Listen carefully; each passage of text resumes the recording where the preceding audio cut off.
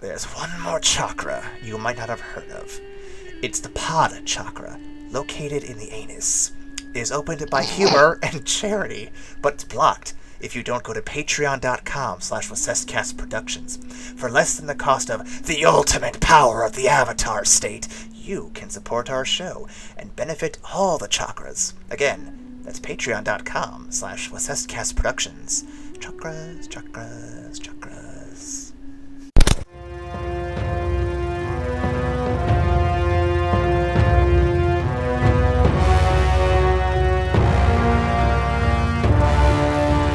We've always had to struggle and fight for subscribers. It's what made us strong. It's what made us the After Credits Cast, the only film podcast to hunt you down day or night for subscriptions. I'm your host, AJ Waseska, and I'm joined by my co-host, Ryan Metters. And then over to my side here, I got Chaz Mock. Oh, yeah, he's not here. Well, over there is Bo. Wait, nope, he's not here either. But there's Nicole. She's right there. Who is here? Oh, shit, I'm here. Yeah, Nicole's still here. Wow. It's almost like we can't get rid of her. Nope. Much to my chagrin. I'm like the plague. Wait, the current plague or the actual plague? Quick, wear your mask. It'll get rid of her. Wash your hands. Oh no, I have no power over washed hands. For those who are just joining us, you can follow us on Patreon, YouTube, Apple Podcasts, Google Play, iHeartRadio, Stitcher, TuneIn, and Podcast Addict. There's also that one that Nicole does not believe exists. I think it's called Pippa. It doesn't exist. It does exist, Nicole. It's right here. It's a link. You can see it. No, I don't think it does. You're lying to me. Well, if you all go to Pippa and find the podcast, be sure to email us so that way Nicole knows it's true. Ryan, what is the email that can reach us at? That email is holy shit. Amazing. Bending fights are coming up, and I can't wait to talk about them. So let's get past this part. I'm sorry. That's a long email. Yeah, I'm sorry. I had to clear my throat. That's evacstation@gmail.com. If you want to complain about our long emails, please make sure you also go to Tumblr, Twitter, and Facebook. Yep. They are some long emails. What the fuck, Ryan? Yep. I gotta work on that. My bad, guys. Mm-hmm. How could you? Well, we have a few good episodes for you tonight. Actually, one of them is practically an award winner here. I don't actually think it is, though, unfortunately. I don't think this show was around at the right time for getting awards, which is really kind of a bummer, because this is an episode I think would have won an Emmy for sure. Not to give away my ranking, of course. So we got a big one this week. Got a big one this week on Side A, which is Zuko Alone, originally airing May 12th, 2006, written by Elizabeth Welsh E.S., and directed by Lauren McMullen, animated by JM Animation. And this week, the cast includes some new faces, such as Gary Sturgis for Gal, Jen Khan for Ursa, Elijah Runcorn, which is like a cheap unicorn, for Chibi Zuko, Robbie Bruce for Lee, Brian O'Neill for Gansu, Susan Eisenberg for Sella, and Walker Edmiston for Fire Lord Azulon. These names. Quite a lot of names this week. A lot of names. Ryan, I believe you have some fun facts for us. I do. In fact, I have 3 for you. When Zuko beats the Earthbender and reveals his identity, a man in the crowd shouted that Zuko's own father burned him. However, in the storm, it was implied that this fact was not publicly known, as Zuko's own crew, who had been traveling with him for nearly 3 years, was under the assumption that he got his scar in a training accident. Yeah. It's possible. I think it might be possible that since he had been publicly shunned, maybe the details of the burning got out then. But maybe I could see Azula pushing that agenda a little bit with the wanted posters and such. Yeah. Possibly, but a possible plot hole there. Anyway, keep it moving on. The field of large Earth coins that Zuko passes through is the same as that in which Avatar 1 lost his life millennia prior. Cool little shout the out. Tiebacks. Mm-hmm. Yeah. And finally, this is the only episode in which Zuko actually uses his swords to augment his firebending. Which is really interesting because I feel like it's two distinct parts of Zuko that never really get to clash or get to mix. So it was really cool to actually see it come into play. I wish you could see it more often. I wish you could see it more often. It's almost like Zuko is starting to accept all parts of him as opposed to just using one or the other. Oh, I see what he's doing there. Accepting himself? What is this? Who does that? All right. Well, I have a synopsis for you two. Are you guys ready for this? Oh, I'm ready. Zuko goes into town and stays with the family. He tries to help them when they get into a jam from the local bully brigade. In doing so, he is ousted as a firebender, and everyone goes from loving him to hating him, all the while having flashbacks to his childhood. Flashbacks include Azula bullying him, having a lovely time with his mom, his father being disappointed, Azula bullying him, his mom disappearing, Azula bullying him, and his dad being given the title of Fire Lord over Iroh, who had just lost his son. Oh, and Azula bullied him. Oh, damn. Yeah. Shit, I missed that part. When did Azula bully him? Did you guys know that Azula bullied him? I'm pretty sure Azula bullied him. I missed it. I fucking missed it. Damn. You'll have to rewatch it. It's a good episode, so, it'll be worth it. Yeah, I'm not mad at rewatching this episode. Okay. So, we have some questions here. Before we do, does anyone want to start with anything? Anyone have any thoughts on this episode they want to share? Let's just get right into it, man. Jumping straight in. I respect that. Mm-hmm. Unlike Ryan, who didn't answer my question. Fuck, Ryan. Your mic not working again?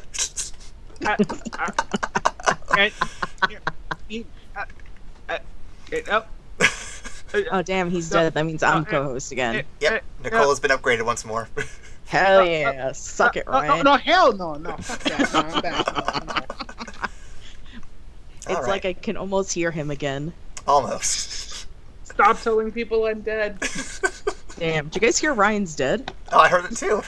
It's almost like we can still hear his voice. So first question.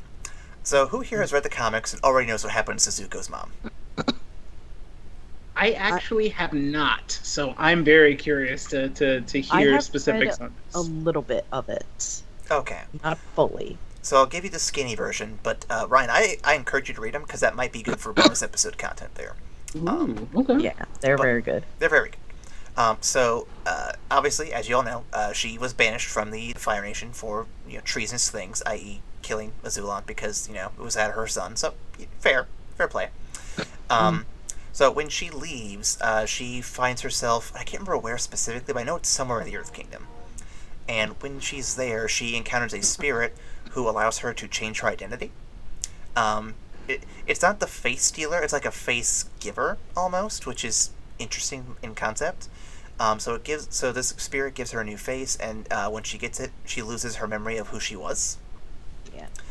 And when she's there, she starts her new family, and everything seems fine. But then after the war and everything, Zuko gets Aang to agree to help find his mom. And Azula comes on for the ride because she has some information that no one else does. So they go on this adventure. They find her. Azula tries to kill her, and of course that doesn't go so well for her. They bring Zuko's mom back to the palace, and she kind of lives there with her family. I think for the rest of her days, which is pretty cool. Also, there's an Ozai cult that tries to bring him back, which doesn't work very well, but it's still a cool concept. Huh? How do they return her memories?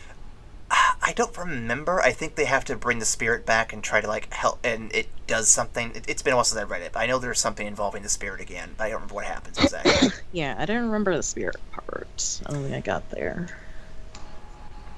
But overall, it's still a cool concept, and I definitely recommend everyone who loves this series to check it out, because that's probably one of the better comics to come out. Not that any of them are bad. I just think that's probably the most interesting one because, it's the story. It's the question we've all been asking since the series ended. Absolutely. Next question. Is it surprising that Azula was always bullying Zuko? Why or why not? Have you met Azula? This is child Azula. This is before the teenage years, so, it doesn't have to be a bully. Have you met Azula? I think what was most surprising to me was how sociopathic she was at a young age. Yeah. Like, damn. From day one, just Yeah, from like literally from day one, she's been doing this for the longest time. So it's just, I think that's what surprised me. Well, especially considering like that the intensity of it from a young age. Well, especially considering that her response to Iroh's letter was basically just, "Oh, he should have been a man and burnt that city to the ground." right. What a fucking coward. I can imagine Iroh's response would be something like, "I hope you never have to endure the loss of your child." Then you'll understand. I doubt she would, actually. Well, yeah, because I don't think anyone would ever want to impregnate her. She might. I mean... She's too scary. She is far too scary. Some people are in... Yeah, Ryan. It's not me! Why the fuck did you listen? Listen, Ryan, Ryan. come on. Ryan, I know We're all friends here. I know Chaz is into that stuff, but come on. It's not me! Come on, man. What do I got next? Even Suki agrees. She's yelling like, "He a liar." I don't want to misplace a dish and then get hit with a bolt of lightning. Fuck all that. Well, why'd you misplace the dish, man? I made a mistake. A mistake? That could have been an assassin trying to kill me. Right? Well, it's obvious that I have to be banished. Yep. Clearly. I'll go take my things. I wonder how if Azula had stayed out and like not been like beaten and like was still the Fire Lord, how many men would she have banished for failing to please her? A lot. A lot. Do you think there'd be one who would actually defy her expectations? I think there'd be one who doesn't suck less. And she'd be like, "You're decent. You're good enough." Like, I suppose you'll do. You'll do." I also don't think she would banish the people that didn't please her because she didn't want like public opinion turning on her, so she'd probably just straight kill them. Ooh. Probably. Yeah, electrocution style, probably. The Black Widow Fire Lord. Right to the dick. Just taking husbands and fucking killing them immediately. Well, yeah. That's what you do with husbands. You'd be like Henry VIII all over again, except in reverse. Jeez. Shout out to that reference there. Let's see. What do I got next here? So, how would the course of the war change if Iroh had taken the throne as originally intended, or would it have? Yeah. I don't know. Oh, sorry, go ahead. I don't know, I was just gonna say, I'm not sure it would have, like we would hope. Because, like, I don't know, that's hard to say because we don't really get to see Iroh, like, after his son dies, but, like, not with Zuko. So we don't see if, like, he's still, like, in that Fire Nation mindset. It's a very short gap we don't get to see, yeah. So it's hard to say. I mean, if Iroh was crowned Fire Lord, he'd still have to deal with his murderous brother trying to overthrow him, and like it would have to go fast because Azula,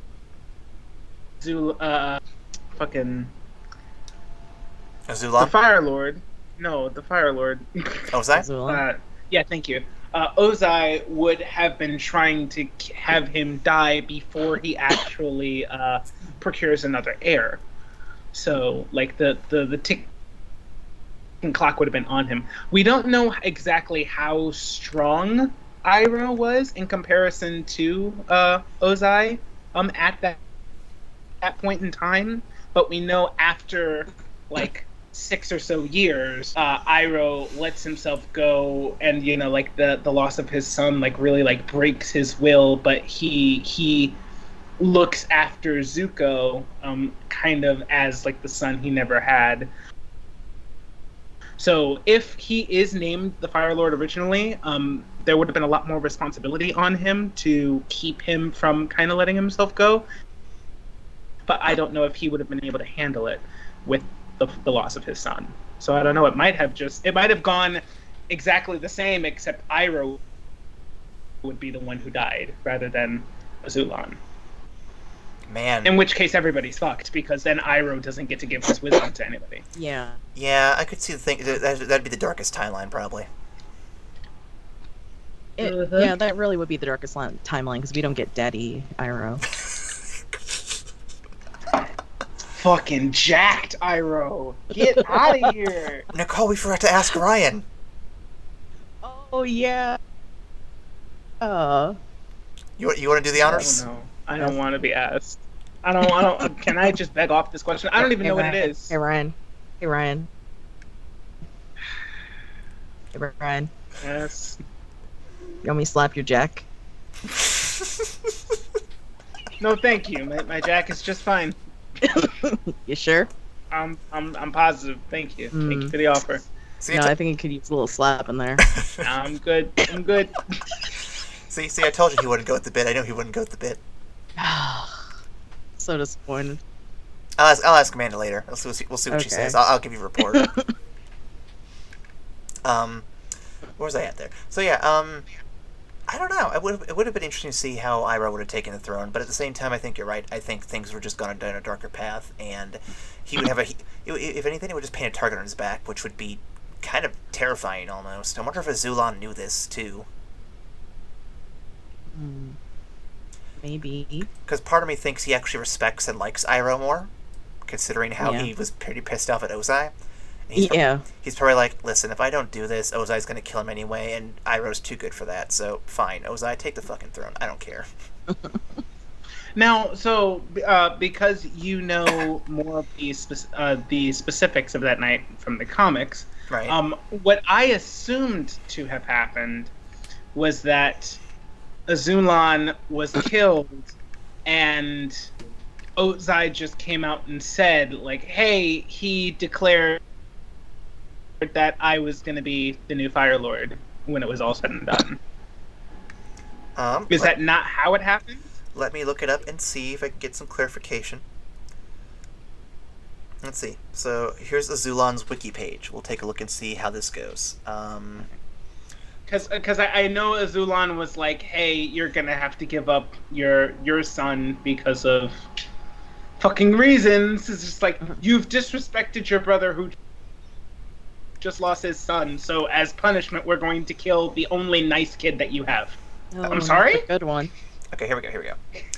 In 95 AG, shortly after the death of Iroh's son, Liu Ten, Ozai demanded that Iroh be passed over as heir, inciting his father's fury. Ozai declared Iroh as unworthy of the throne by allowing thoughts of his son to obstruct victory at Ba Sing Se. He claimed that the royal bloodline no longer continued through Iroh upon his son's death. Azulon was outraged. You already know this side. As such, he wanted to make Ozai feel the pain of losing his firstborn by ordering him to take life of Zuko. Ozai intended to carry out these orders and take Zuko's life, though his wife Ursa discovered the plan and plotted with Ozai to gain the throne while allowing Zuko to live. Ursa crafted a untraceable odor and colorless poison that Ozai slipped into to his father. Azulon passed away that same night and received cremation the following day, during which many political achievements were mentioned. In the process, cremation, I'm trying to figure out... Oh, hey, here we go. Number 1. Let's see. Yeah, apparently it was just his dying wish, but doesn't specify, like, exactly beyond that, like, how that was construed. If there are fans out there who do know this information a bit more in more detail, let us know. I would love to hear what coerced him to say that finally. Yeah, I had just assumed it was a ploy. It was just a plot. I mean, considering that Ozai slipped him the poison, he might have been around close enough to be like a quote-unquote witness to the lies that he told. So who knows? Yeah, sounds right. Let's see what I got next. Whether you knew he was Zuko or not, would you have helped a stranger right into town like the kid's family did? Why or why not? I'd like to think I would. I think such acts depend on not only your circumstances currently, but also the world that you're in, and in the midst of like an actual war, like people that are nice enough to take in strangers off of the road and do them a kindness. Like it's I think it's rarer than it should be. I don't know if I would, because I wouldn't want to risk my family in case they return my altruism with trying to rob or hurt my family. I think that's like my first thought.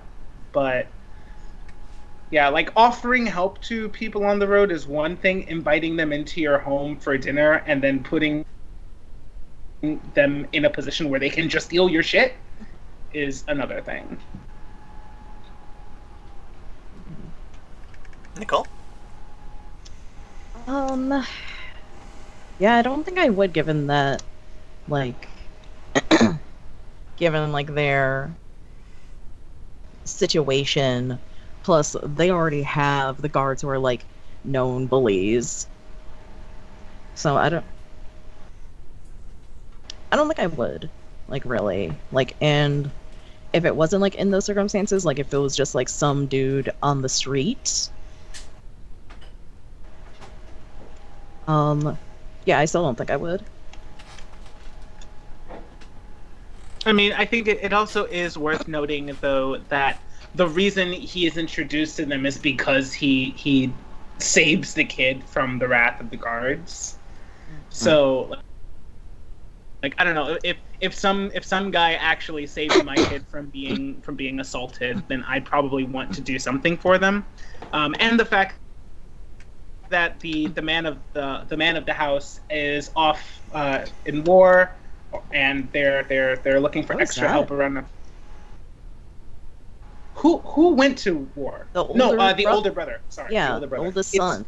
It's been a minute since I've seen this. I'm sorry, but needing extra help around the house and seeing that the guy was kind-hearted enough to save their younger son, I can see it. Like, it's absolutely plausible. I just don't know if I would do that.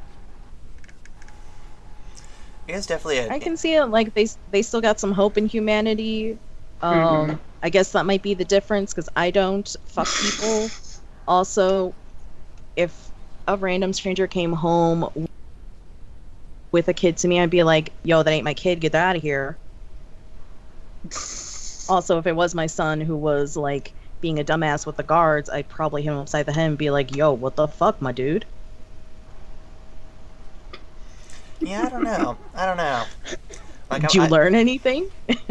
I'm of the mindset that I would like to help, but I feel like it'd probably be one of those situations where, like, I would see this incident when I was at work, and I'd be too occupied otherwise to do anything. So, who knows? I'd like to believe I'd help, but I'd probably not be able to. Is what I'm thinking. Next question. What do you think it means when the townfolk turn on Zuko despite what he does to save them? Just wow. Like, I get it, but also, wow, dude. I mean, the hypocrisy of people just astounds me sometimes. Yeah. Also, apparently, I've got a drag race happening outside my apartment. I was gonna say, is Cthulhu opening up and trying to swallow you whole? God damn, not again. Alright, sorry about that. The episode starts off with Zuko being judged by his actions, which is really refreshing, and he's trying to just pass along, but he also wants to do some good. And then it's only when he reveals another part of himself, again, that isn't harming anybody else but more being used to defend him, that's when they turn on him, because he's from the Fire Nation.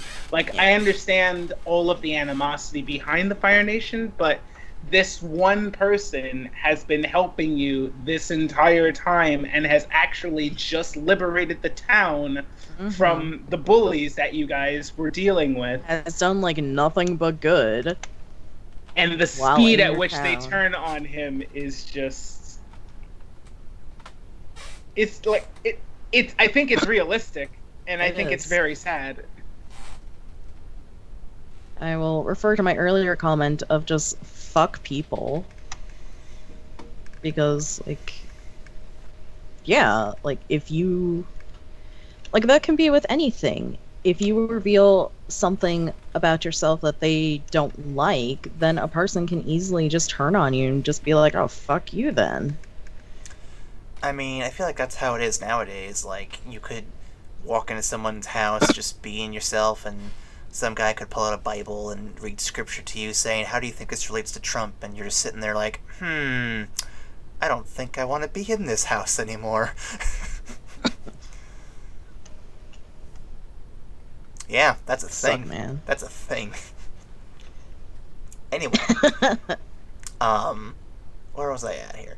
Yeah, I don't know. It's one of those things where I honestly do think that, like, no matter how good a person you can be, you're never going to overcome certain...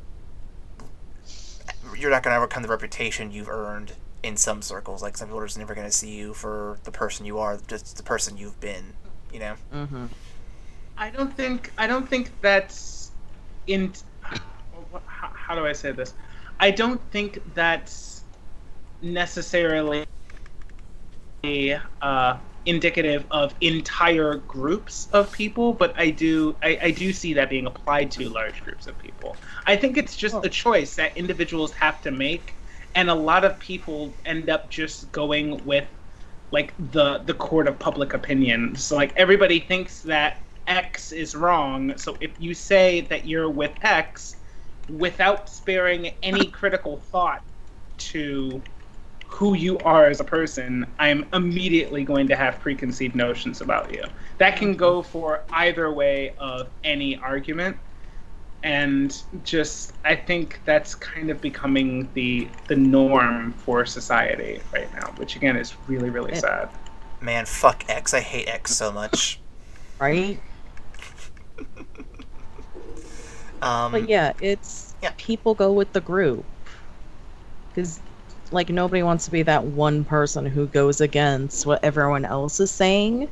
Because then that can make you a target. See, you say this, and I'm not disagreeing with you. You say this, but then you have the people of the opposite opinion who share that opinion of the one person, and they all think, oh, well, you people on the other side are just trying to be different when you should be like us. Like, you could take that perspective can go in one of two ways, and it's kind of interesting that no one realizes that they are part of a group. You just have to find it.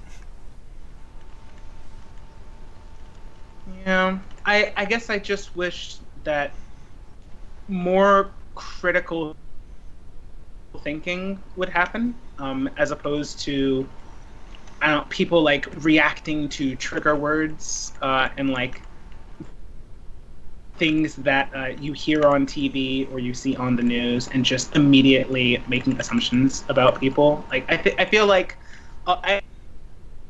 and again, these are things that can happen with both sides of any argument, but it takes sometimes it does take a lot of mental fortitude and mental resilience to give those other people the time of day. So there's a part of me that gets it. I don't know. It's just hard. It's just weird. Final question for this half of the episode. Mm-hmm. What do you think of shows that give the antagonist character a spotlight for an episode? What are some of your go-to examples of this shift of focus in the protagonist, excluding Zuko, of course? Yeah, I love it when shows focus on the antagonists, or even like an anti-hero. I'm trying to think of an example, but my brain is very smooth. I've got a somewhat recent example that kind of works. They do it for the first episode of the season, but I think it helps set up the entire season for what happens next, and that is Castlevania, where the first episode introduces you to Dracula. Yes. And you actually sympathize with him a little bit because he was wronged pretty hardcore. And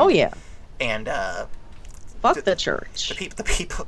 I guess you could argue that maybe the church are also the antagonists, and so it's kind of like a mixed bag. But clearly, Dracula's meant to be an antagonist in Castlevania. I think that's pretty straightforward in terms of Castlevania lore.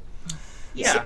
So I think it still fits the mold, and I think they do a beautiful job with it. Like, no question, one of the best examples. Now I'm thinking of my husbando. I think the most recent example I can think of in doing this is The Last of Us 2. Right. Yeah. In which you actually start the game. Yeah, you actually start the game as a brand new character, and over the course of it, you come to realize that it's actually going to be like the antagonist of the game, but you started off with them showing how loyal and how like responsible of a person they are, and then the game has something unspeakable happen, and you're all of a sudden that's the antagonist. Oh my god! But then you switch back to that character view, and you come to realize exactly why they did the unspeakable thing, and it makes sense. I don't know if it's necessarily as well done as Zuko's, because I still hated that character's guts, but like it's definitely an interesting tactic that you can use to give your story depth, and it makes it more palpable, more third dimensional when you have an antagonist that actually has understandable desires and can be related to, even if you don't necessarily agree with their stance. I will say an example that kind of goes against this. So I like the idea of the antagonist getting the spotlight, but example of it not working so well is in Naruto, where they always do it just before the final battle where the villain gets killed, and it's kind of like, oh hey, spoilers, this guy's gonna die, here's his flashback. Damn. Like, he got the death flashback, okay, they're gonna get him. Alright. Oh shit. I knew it, Orochimaru's out now, it's done, it's over. It's all oval. It's all oval, boys. Yeah, Nicole, do you have any other examples you want to throw out there for us, or are we ready to step up to the next one? I did have a thought for a little bit, striking, I know. Anakin in Star Wars. If you watch it from part 1 all the way that way. Okay. I kind of dig that. Mm-hmm. I've always been a fan of the viewing order of episodes 4, then 5, then 1, 2, 3, then 6. You can just drop 2. You could just drop 1, I mean, but yeah. I mean, you could just not watch the first 3. I mean, if you want context, though, if you do want the prequel Go context, to the wiki. you don't should need to watch suffer 2 through and that. 3. Well, hang on. Episode 3 is fine. It's not perfect, but it's probably the best you're going to get from that prequel trilogy, for sure. Yeah. And I think I'll accept 3. I think if you do the whole what's his name? If you do the I think it's not Ashton Kutcher, the other guy. One of that 70s shows actors edited the movies down to like the first 3 movies down like a very sparse amount of time, just to make them more viewable. I can't remember which one it was. I think it's the one that played Eric. Who did that? What? I think Eric might have done that. I can't remember the actor's name. For Grace? Yeah, I think he did. I think he uploaded it, but then obviously he took it down because copyright and all that. Copyrights. But I would definitely watch episodes 1 and 2 if you parse them down to the stuff that worked. Because there are things that work. Not a lot, but some. Basically, anything with Qui-Gon, and then episode 2, anything without Anakin and Padme doing the thing. Oh, God. Which, Just anything about episode 2? I mean, the Obi-Wan mystery was kind of fun. Okay, so just edit everything out that's not Obi-Wan. Yep. And I'll accept it. Yep, that's fair. Let's do it. That's pretty good.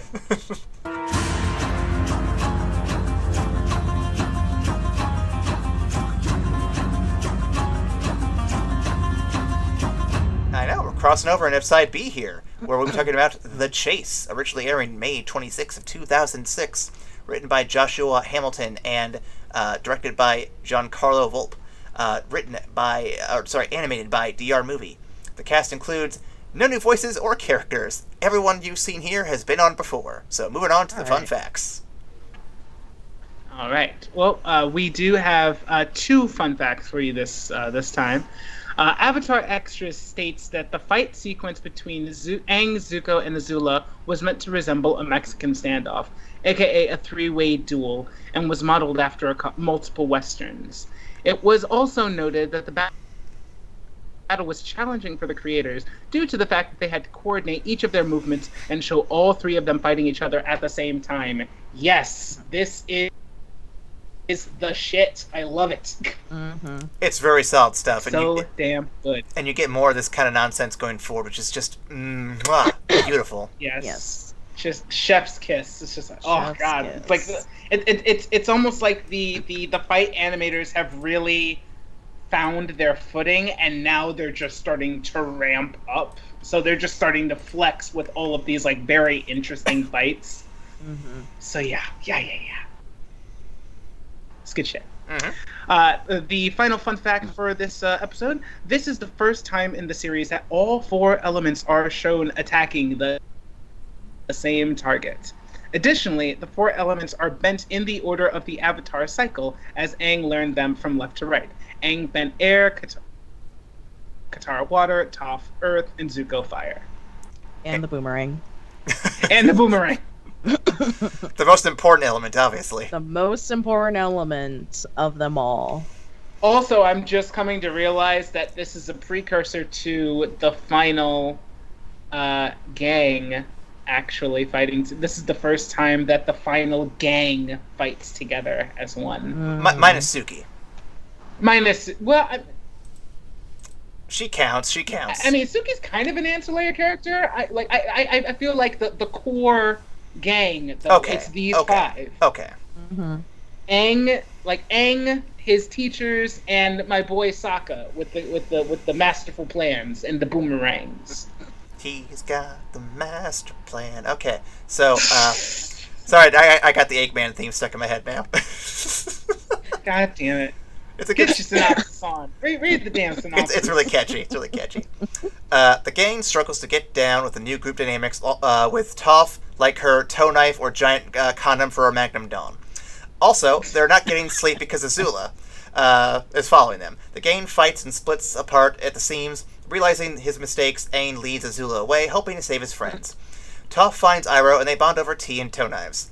Zuko is tracking Azula for reasons, and then fighting happens when he arrives in the rundown little town. She's followed Aang too. Everyone else suddenly shows up as the fighting continues. Cornered Azula pretends to give up, doesn't, and then escapes. Zuko has a freak out, and everyone else leaves to finally catch some Z's. Mm-hmm. The Z's are sleeping, not Zuko's, just so y'all know. Oh. Nobody catches Zuko's. Yeah, so... I want to catch Zuko's. Of course you do. So what y'all think of this one? I actually completely forgot that it's the same episode where Toph is where like Toph is like that one roommate that just like won't like fit themselves to the party dynamic. That actually blows my mind that it's in the same episode. I'm still just imagining her with her toe knife just being like, hey, listen, let me do my thing, you do your thing, y'all fuck off. Right. By the way, Toph is totally the Frank of this group, just so we all know. Which is... The what? An Always Sunny Always reference. Sunny. Yeah. Oh. Yeah, well, I've got some questions here if y'all are ready for them. Let's get it. What was Azula's plan of attack here? And would her team have been capable of actually taking out Team Avatar? And what about Team Avatar's Team Avatar plus Iroh and Zuko? Like, was she capable of actually handling all that herself, you think? If her plan had went through, I think so.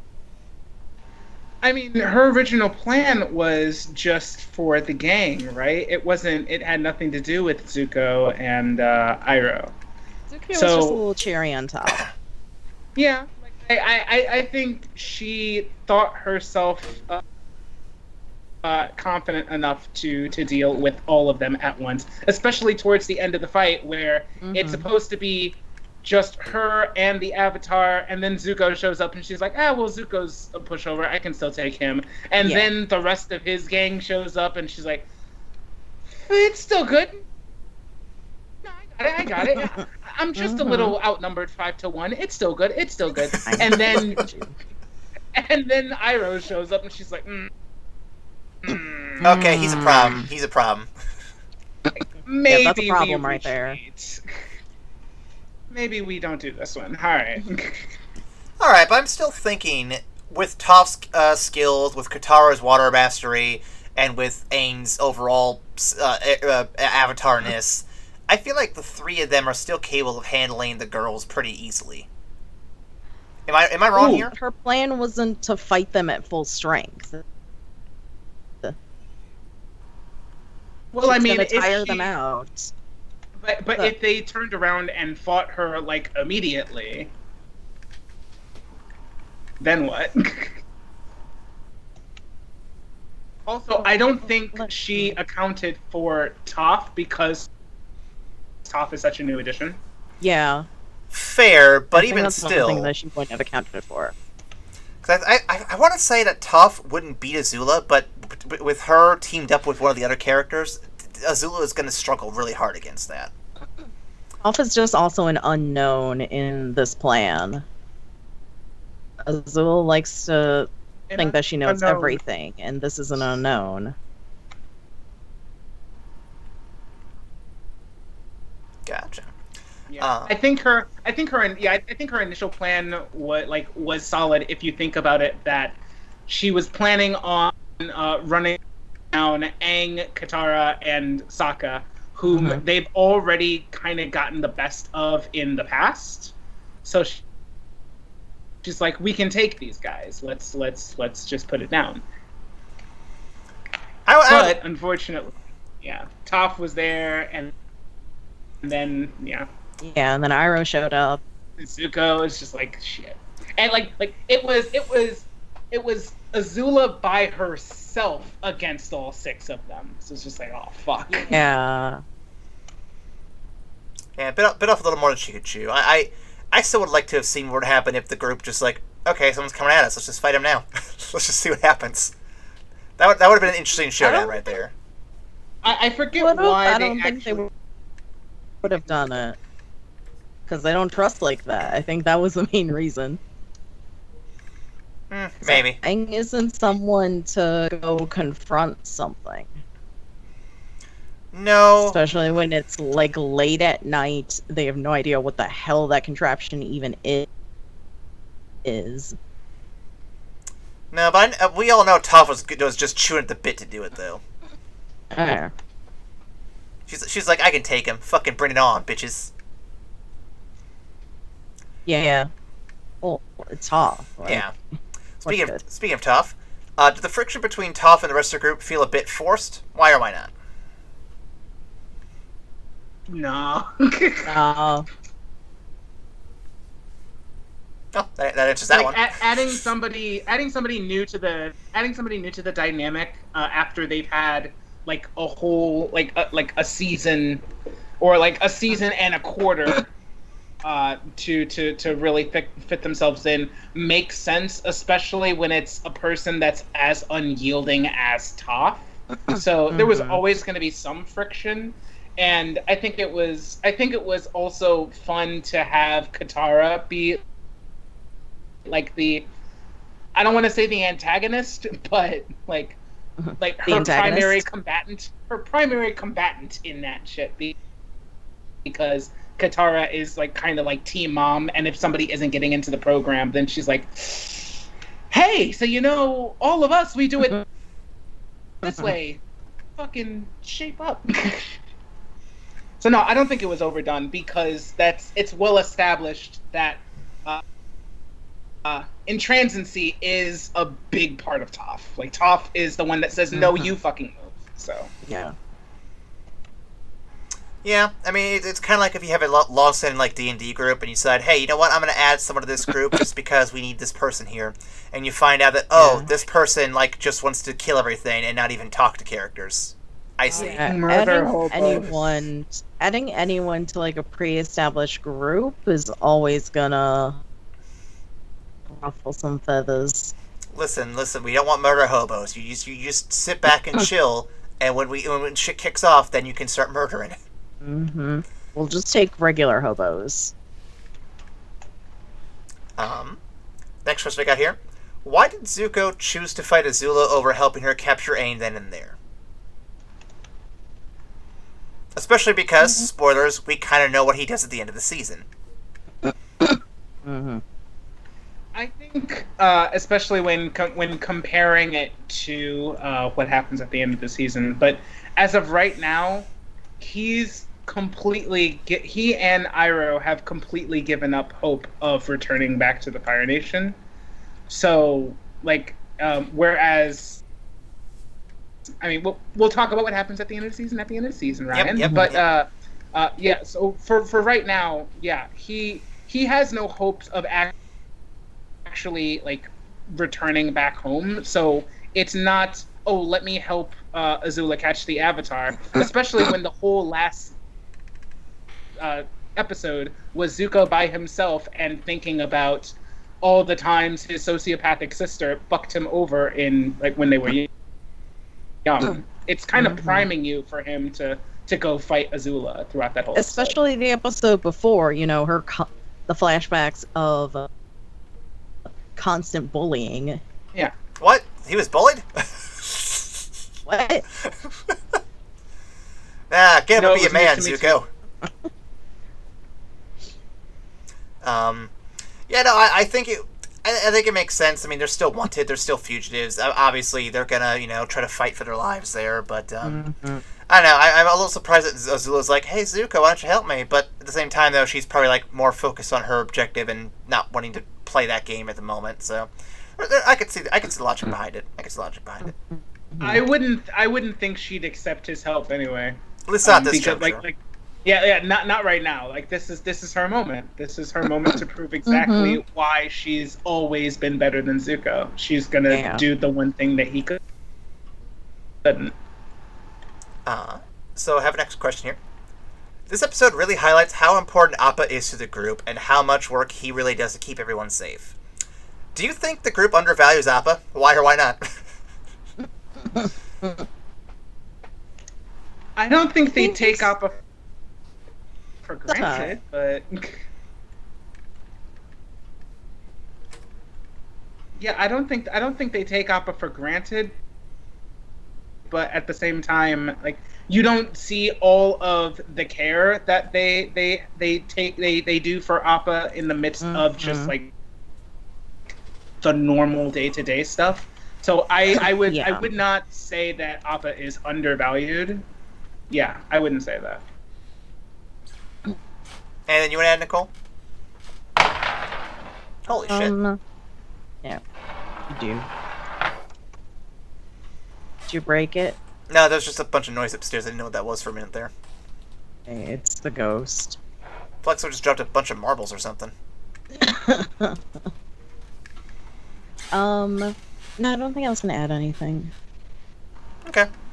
I would say the lack of seeing that care gives the impression, but I agree it's probably not really the case. I think it really is just, oh, hey, we don't have time to show every detail of Appa getting groomed or fed or whatever, but it's there, guys. He's alive. That's all you need to know. He hasn't eaten Momo yet. We're fine. Yeah. Especially because, in one of the most upsetting episodes in the season that's coming up in a little while, everybody wants to throw hands. I've never rooted for a 12-year-old to murder someone before, but this show took me there. Really? It's just like, yeah, get them. Just I've actually prayed for 5-year-olds to murder people. Fucking do it. It's a great time. Right. Get it in there. Next question I got here. How do you feel about the Western motif of today's episodes, both Zuko's alone and the chase? Let's see. And why do you think these episodes fit so well in this season? Because it's Earth. I mean, yeah, that pretty much sums it up right there. Yeah. No, I think But I think these two episodes are very important in terms of kind of a sense of solitude and this like stoic determination to move forward and to I think that's very reminiscent of like a lot of westerns and like the subject matter of a lot of westerns, you know, like the lone gunman or the sheriff that rides into town because he failed like his past town and now he's looking for redemption or something like that. Like so it absolutely like already fits in with the physical location that they're in, but the subjects of these episodes also really fit with that motif. So I loved it. I'm a Western fan anyway, so I was always happy to see that. I'm always good for a good Tarantino Western. Definitely. Mm-hmm. His like 2 Westerns he's done. No, I think the Earth motif fits all of these and with Westerns in general, and just, yeah, like you said, the solitude kind of makes these characters feel alone, makes them feel powerless, and really just kind of emphasizes just how overwhelming the threat they're facing kind of is almost. Mm-hmm. Nicole, anything you want to add to that one, or should we move on to the next one? No, I think you guys summed it up. I don't have really anything else. All right. Well, this next one, this next one, then, Nicole, I'll let you answer first, so Ryan stops stealing all the answers here. All right. Why does Zuko refuse to help with the gang? Ooh, me. Sorry. Wow, you gonna be a teacher's pet today, Ryan? I know, right? Wow. I already gave him a gold star. Wow, you gave him a gold star? Wait, we get stars? I get a platinum star here for whoever wants it. Oh, I want it. You know what? I'm just gonna take it. It's mine. No, I'll fight you, Ryan. Mr. Vasesko, she's fighting in class. I knew it. Are you doing drugs, Nicole? Always. Okay, good. You're fine. Suck it, Ryan. Damn it. Ryan, are you doing drugs in class? Yes, sir. Absolutely. You liar. Stop copying the other kids, Ryan.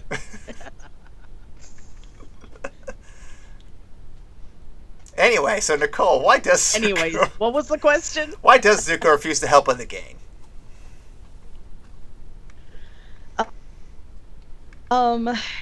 At this point, Zuko just kind of sees, like, everybody who's not Iroh as his enemy. Like, he's been chasing down this group for so long, like, accepting help from them. Might as well just fucking kill him at that point. Like, Jesus Christ. Yeah. The man's already got no honor, and you want to do that to him? At least in Zuko's mind.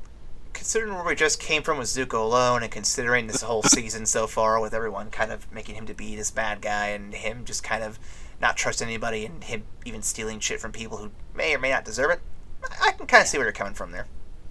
Yeah. Ryan, like, at this point, he does not want the help. That is no matter fair. if That's fair. he needs it or not. Which is kind of apropos of his character, but yeah. Look, he's getting there. Ryan, is there anything you'd like to add to this? Yeah, I mean, I definitely agree with that. I think at this point in his arc, he's just not in a place to actually do it. The whole second season is essentially Zuko really coming to grips with who he is as a person and who he wants to be. And it starts, like, I want to say that real arc starts with Zuko alone. So all these feelings of solitude and him trying to put himself out there but getting shunned simply because he's a firebender, and just all of these things, like, it's those wounds are still really fresh. So he's not in an emotional place to actually make that leap just yet. Mm-hmm. Hello, Zuko here. Oh, hello. Hello. Hello, Zuko here. Oh, God. That was disturbing. Just a bit. I couldn't help it. And if you are equally disturbed, you can reach out to us by Tumblr, Twitter, or Facebook to tell us what's the most disturbing thing you've heard on this podcast. I am actually going to be very shocked at how many answers we get for that one, because I feel like we're not very disturbing. No, we could do better. We could do better. Ryan, if they want to email us directly, though, what is that email? That email is please ask Nicole to never do the chibi voice again at Gmail. Excuse me. I'm sorry. The email address is actually evacstation at gmail.com. Indeed. This is the part where we rank the episodes from platinum to bronze and all the colors in between. So let's start with Zuko alone, guys. Where are we going to rank this one?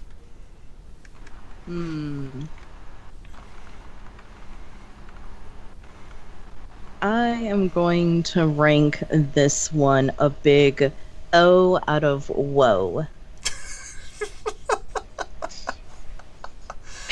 I like Nicole's just improvising her own review system that no one can really follow, but at the same time it makes perfect sense. I can feel Ryan just face palm with my answer.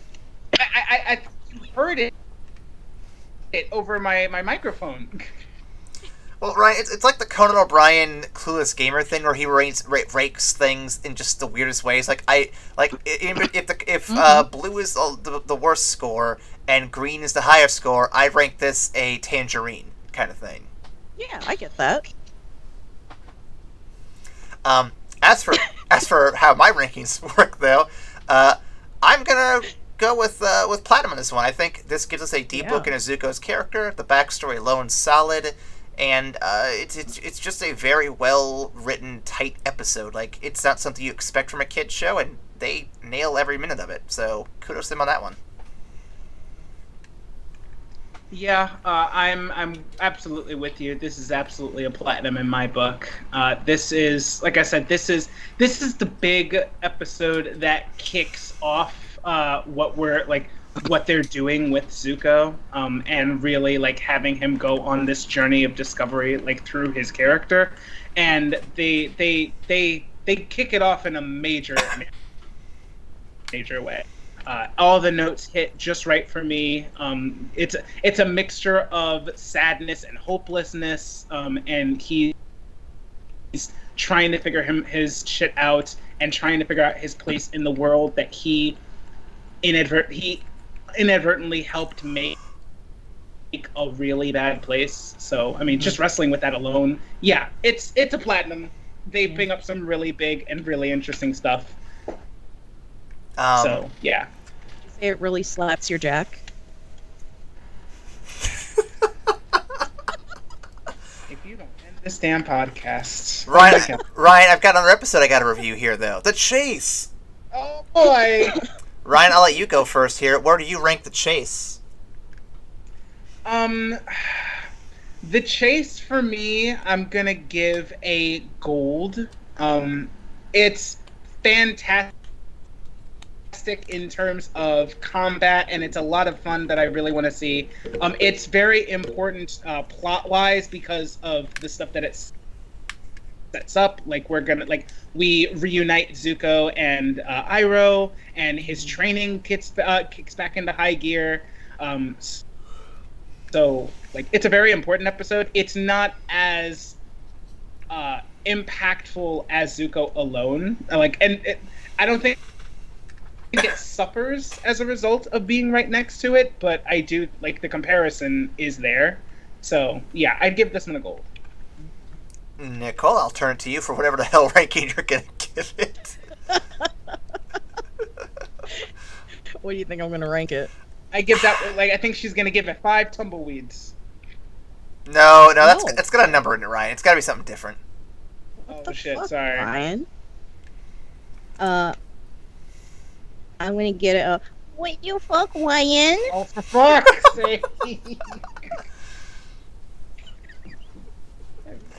I like how her system's basically just designed to break the current system. I think it's just designed to break me. Yeah, that's my current system. And then, go ahead. Yeah. No. Okay. I was just gonna woo some more. Okay. I'll get in real quick then.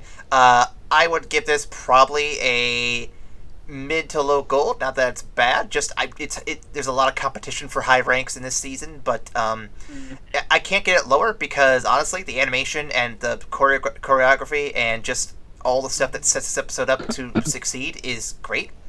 And the reuniting of everybody, kind of soft resetting the status quo again to be like, okay, everyone's back where they need to be. Let's get back to the plot here. Like, there's a lot of good stuff here that is just fun, and so yeah, solid gold all around.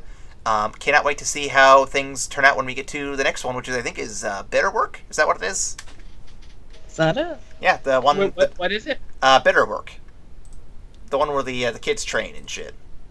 And then after that, it'll also be the library. We're getting some heavy episodes soon. Oh, snap. Getting some heavy episodes. Yup. It's gonna get heavy, Doc. Like a library.